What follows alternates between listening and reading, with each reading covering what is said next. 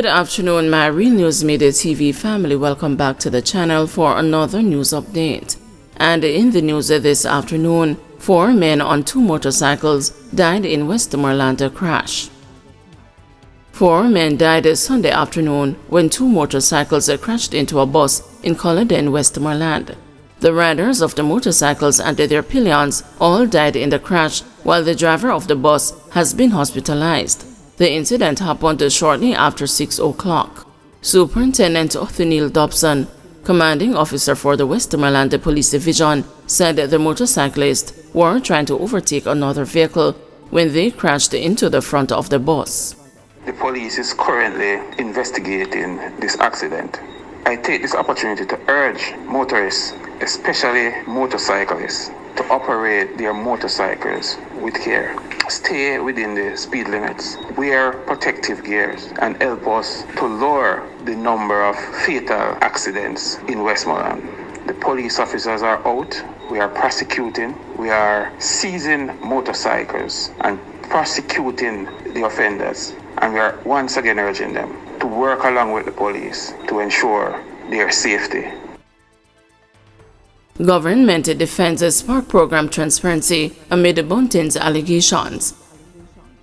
In response to allegations made by opposition spokesman on national security, Peter Bunting, regarding the Spark program, the government of Jamaica has reassured the public that the initiative is being conducted with transparency and in accordance with the law. The Shared Prosperity through Accelerated Improvement to Our Road Network program aims to improve road conditions island-wide. In a statement released by the Ministry of Economic Growth and Job Creation on Monday, the government said Bunting's claims that the program is a con being used for election financing are unfounded and misrepresent the true nature and intentions of the initiative. Bunting, who was speaking on a political platform over the weekend, said them run them little con business where them talking about Spark program, while lamenting that despite the government's indications that the program is transparent, he believes that Chinese companies will be awarded the majority of the contracts under the initiative. Them don't know who will get the contracts already. Me a prophesy say a Chinese company will get that contract, he said, while also claiming that the government will be using the program's funds to finance the upcoming elections. You mark my word, the JLP are going to name out most of that money, Bunting alleged. However, in its release on Monday, the government outlined that the $40 billion initiative is designed to promote sustainable community development across Jamaica and shared that the procurement process for the program is conducted in adherence with local laws and international best practices. All contract packages will be subject to approval by the Public Procurement Commission and the Cabinet. Additionally, all contracts, as is customary, will be reported to the Integrity Commission, ensuring full compliance with regulatory standards and the transparency, the release outlined, highlighting key aspects of the initiative. The statement further noted that the narrative currently surrounding the initiative is baseless and seeks to detract from the positive impact this program aims to achieve. The Spark program is committed to working collaboratively with the communities to ensure that the benefits of the program are realized in a fair, transparent, and effective manner.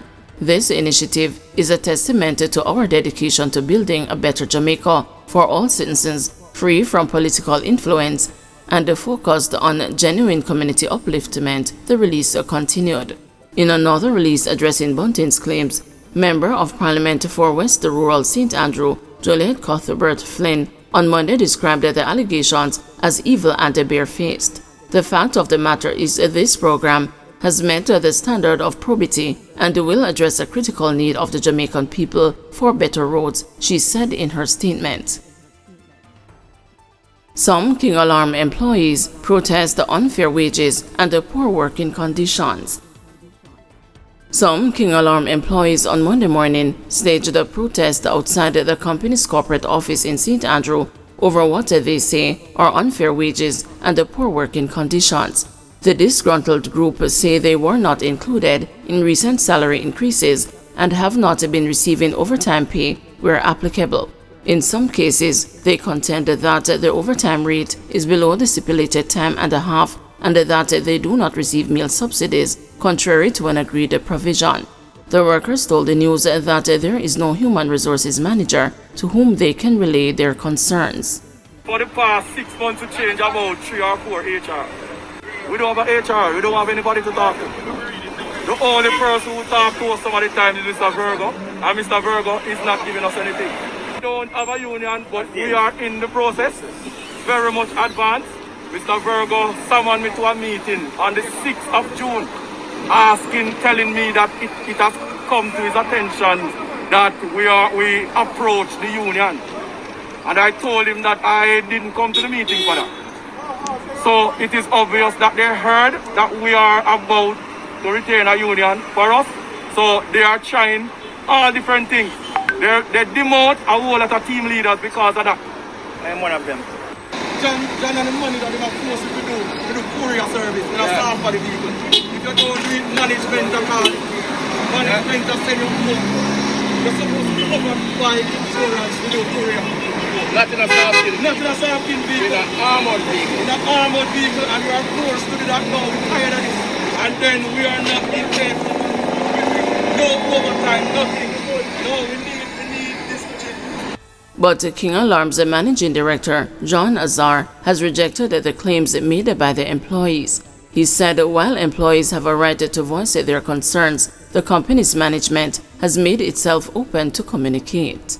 I think that King Alarm is a place that all members of staff know that they have direct line of contact with the management team, to include me. So to say that persons have been unable to communicate freely would not be true, but sometimes persons may not like what they hear.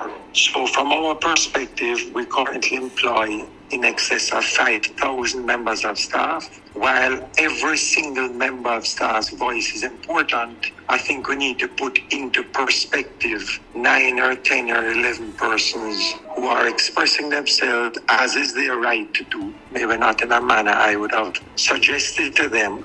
We granted an increase last week of between 10% and upward to 30%, with one employee getting over 42%. So salary increases are done based on a number of factors to include performance. In this instance, there's a handful of persons who receive no salary increase. They're already paid significantly above the minimum wage, so there's no mandate for us to increase their salaries. And to those persons, I would say they should speak to their direct managers again as to maybe why that was the case. Cuthbert Flynn denies a PNP VP Ian Hill's prison building allegations. Member of Parliament for West Rural St. Andrew, Juliet Cuthbert Flynn, has dismissed allegations made by People's National Party Vice President Ian Hills that the Jamaica Labour Party administration is building 3 prisons in Westmoreland, calling them false and misleading. The fact is, the government recognizes the need to improve the working conditions of members of the Jamaica Constabulary Force, and we are therefore building 2 police stations and a divisional headquarters in Westmoreland. The planned concrete buildings will replace wooden structures that have fallen into significant disrepair. It's unfortunate that Hills has, without merit, used the false allegations to paint a positive development in a negative light, Cuthbert Flynn said. According to a release on Monday, Cuthbert Flynn, who serves as a state minister in the National Security Ministry, further rejected as untrue a claim by Hills that a cultural center is to be destroyed to erect the new buildings. She expressed that the PNP and Hills should do better than spreading blatantly deceptive claims to mislead the people of Jamaica. The MP also urged the PNP President Mark Golding to curb a tendency by the leadership of his party to make inaccurate and false claims. Guys, thank you for watching. See you this evening at 6 p.m. for another news update.